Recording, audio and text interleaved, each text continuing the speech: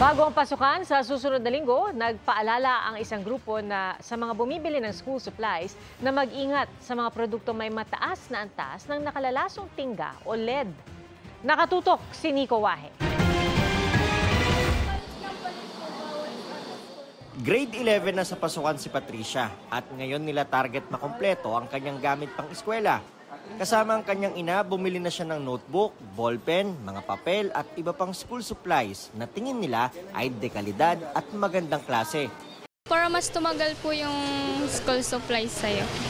Parang nadodoble, parang pag nasira po, syempre po bibili ka po ulit ng bago. Si Annabel, kinikilatis din ang mga bibilhing gamit para sa anak niyang grade 4. Bonus daw kung mura. Quality siya. Dahil po, bakit quality, ma'am? Kasi yung ibang matagal. Pero bukod sa presyo at kalidad, dapat din daw maging mapanuri lalo sa material na ginamit sa mga school supplies. Ayon sa grupong Ban Toxics, nakabili sila ng ilang gamit pang eskwela na may mataas na lead content, gaya ng kiddie bag at water container.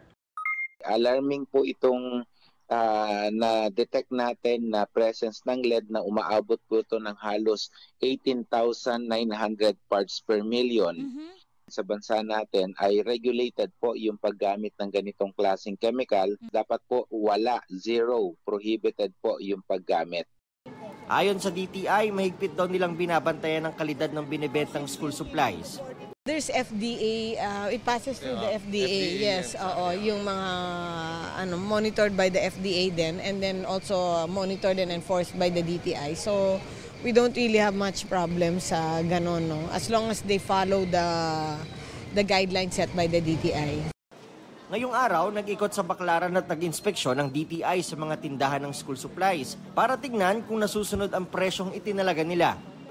Ang writing notebook dapat ay nasa 15 to 52 pesos lang. 18 to 52 pesos naman ang composition. Ang pad paper na pang grade 1 to grade 4 dapat ay nasa 15 to 37 pesos lang. Habang 26 to 48.75 pesos naman ang intermediate pad paper.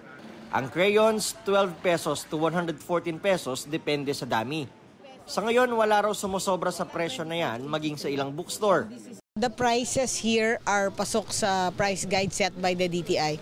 There are some items that are lower that we saw, which is the notebooks, the ball pens, the pencils, and I'm sure there's some others. But there are also prices that are within the price range of the DTI. Inaasahan daw ng DTI na hindi magtataas ang presyo ng mga school supply kahit papalapit na ang pasukan. Para sa GMA Integrated News, Nico Wahe, nakatutok, 24 oras.